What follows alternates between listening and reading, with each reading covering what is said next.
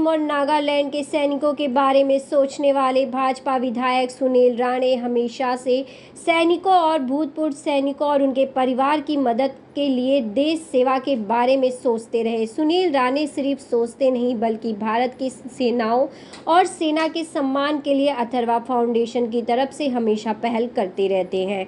सुनील राणे के पास धन भी है और उस धन से मदद करने की भावना भी है। ऐसे विलक्षण लक्षण बहुत कम लोगों में मिलते हैं। यही कारण है कि आज सुनील राणे की संस्था की तरफ से सिक्किम और नागालैंड के सेनाओं के लिए 2 एम्बुलेंस डोनेट की गई। इस मौके पर सुनील राणे और कर्नल अधिकारी का क्या कुछ कहना था, आइए आपको सुनाते हैं।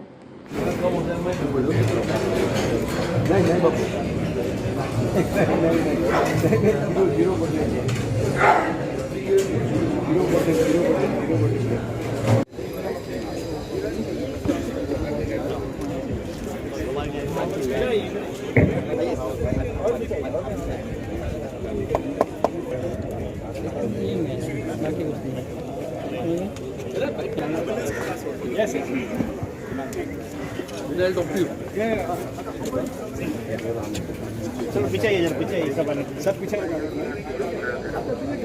उदय वर्ष सेवा देके आने के पश्चात पहाड़ी इलाकों में आज का ये कार्यक्रम के माध्यम से हमारे मुंबई में रहकर सैनिकों के बारे में मेघालय और सिक्किम तक सोच रखने वाले भाजपा विधायक सुनील राणे जी ने आज 2 एम्बुलेंस सैनिकों के नाम किया है।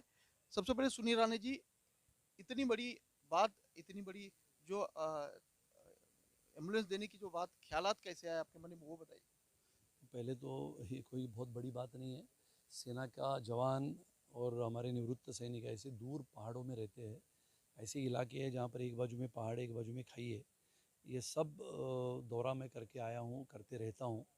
और एक देश का निस्सिम राष्ट्रभक्त या देशभक्त कहे, ऐसे हर एक को लगता है कि मैं देशभक्त हूँ, लेकिन जो काम करता है, जो देखता है, ये सेना के जवानों के प्रति जो निस्सिम श्रद्धा और सम्मान की भावना से, उनके लिए ये एम्बुलेंस जो हम ये करते हैं, बहुत छोटी चीज़ है, लेकिन दूर दराज के इलाके में ये एम्बुलेंस उनके लिए बहुत महत्व की होती है।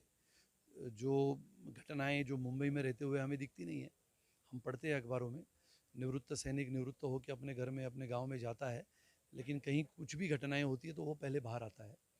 जो हमारा सैनिक उन राज्यों में, जो विशेष रूप से पूर्वांचल जिसको हम कहते हैं, ईशान्य की राज्य कहते हैं, वहाँ पर हमने देखा है कि अरुणाचल से लेके अरुणाचल, आसाम, मेघालय, मिज़ोरम, मणिपुर, नागालैंड, सिक्किम, यहाँ तक के बहुत पहाड़ी और खाइयों के इलाके में लोग रहते हैं।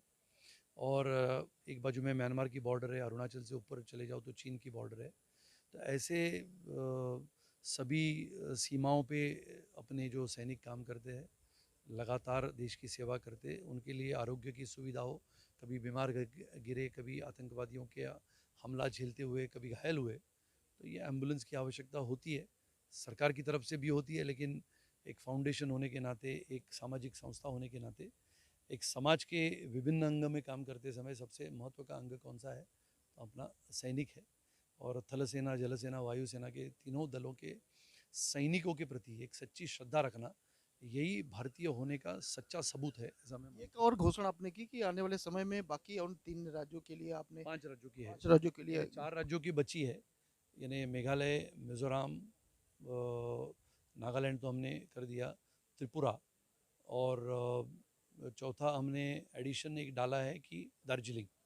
तो इसके लिए अभी जैसे हमने सुना कि विटी स्कूल ऑफ इंटरनेशनल के अध्यक्ष विनय जैन जी ने कहा है कि आने वाले जनवरी में 2 एम्बुलेंस वो देंगे। जैसे बचे हुए 3 है वो अथर्व फाउंडेशन पुनः एक बार करेगा। और अलग अलग कार्यक्रम हम करते रहते हैं। शिक्षा के द्वार बहुत ही मायने रखते हैं, इसके लिए हमारा ये कार्यक्रम लगातार चलते रहता है। देश की सेवा करने वाले जवानों के प्रति सच्ची श्रद्धा रखना, ये हमारा सबका कर्तव्य है। कौन करे न करे, हम तो करते रहते हैं। सर 2 एम्बुलेंस जवानों के लिए दिया गया है, क्या कुछ कहेंगे राणे साहब के बारे में? मेरे तो शब्द कम पड़ते हैं राणे साहब की प्रशंसा करते करते। मैं इनके साथ तकरीबन 8-9 साल से अथर्वा फाउंडेशन में हूँ, और जो अथर्वा ग्रुप ऑफ इंस्टीट्यूशंस जो भावनाएं देश के प्रति पैदा करते हैं स्टूडेंट्स में, उसकी जितनी सराहना की जाए उतना कम है। और जो करते हैं कार्य, ना सिर्फ निवृत्त सैनिकों के लिए बट जहाँ भी हो सके उनकी फैमिलीज़ के लिए, मार्टियर्स के लिए, शहीदों के लिए बहुत कुछ करते हैं। और मैं भी जुड़ा रहता हूँ इन प्रोग्राम से। या परमवीर चक्र का पहले शुरू 8.5 लाख था, करते करते हम लोगों ने 3-4 साल में 1 करोड़ कर दिया, ताकि देश की सेवा में जो हम बलिदान दे देते हैं या फिर भी जीवित भी हैं, तो उनके प्रति ये देना तो बहुत छोटी सी बात है, पर फिर भी उनका रिकग्नाइज करते हैं हम उनको। साहब ने एक बड़ी घोषणा की कि